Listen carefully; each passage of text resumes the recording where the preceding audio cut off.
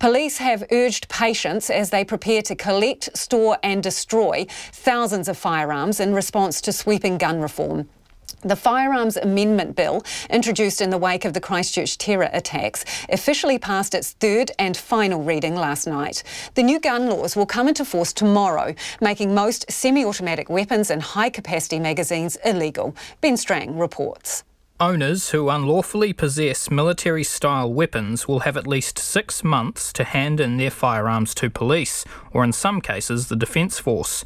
Gun owners will be entitled to compensation for the guns they hand in, but the Police Deputy Commissioner Mike Clement says the details are being ironed out.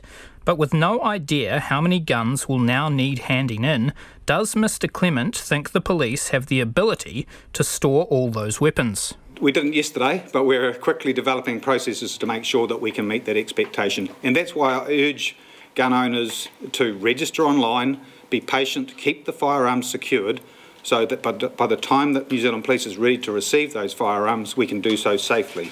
When the police and politicians talk about the gun buyback and the number of weapons that will need to be handed in, they aren't including illegal weapons.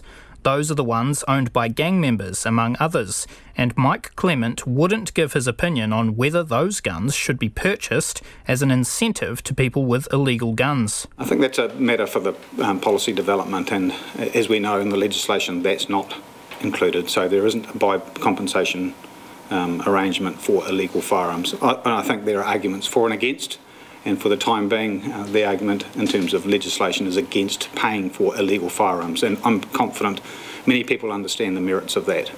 At Parliament, the Police Minister, Stuart Nash, made it clear that people with illegal guns won't be compensated for handing them in, but they won't be prosecuted either. We're consulting with Australians around what they did, and what we found there, or what they've told us happened, is sort of perverse. It incentivised perverse behaviours. People were stealing guns in order to get compensation for these things. So we don't want to encourage perverse behaviours, but what I will say, if you've got a gun that is currently illegal and you haven't got a licence, drop it off in the amnesty, because if you get caught at the end of the amnesty, you face 5 years in jail.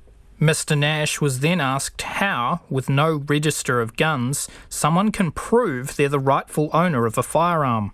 They produce their licence, the police goes through the checks they need to, and they find out, yes, there's an extremely high likelihood that this person is the legal owner, then they'll compensate.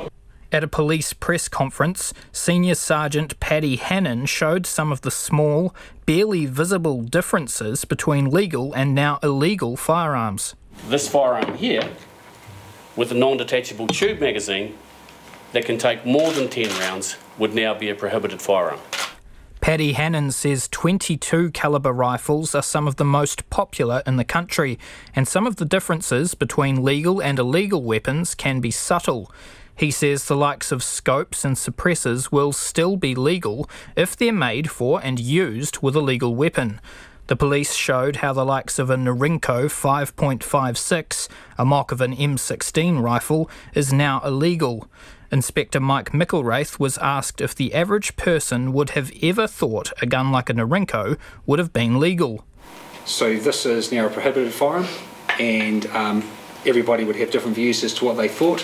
What I can tell you now, it is a prohibited firearm, and obviously when we're thinking about the upcoming or the current raw, deer shedding, our hunters can still carry on undertaking the activity with a centrefire rifle, in this case bolt action, with a suppressor, with a scope. For anyone looking to hand in their Norinco or any other banned weapon, Mike Clement admits queuing up at the local police station isn't a good idea. He says the police could follow Australian examples, like using trucks to collect weapons.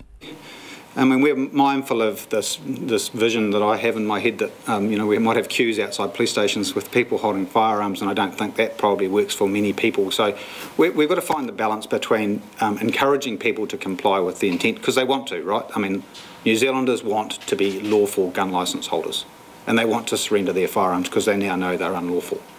So, but we've just got to be sensible and careful about it. Queues of people outside police stations probably doesn't work for me and work for many others. So I think you'll find in the round whole lots of choices for people with regard to how to surrender their firearms safely.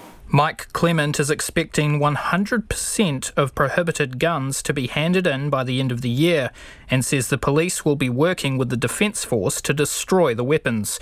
For Checkpoint, Ben Strang.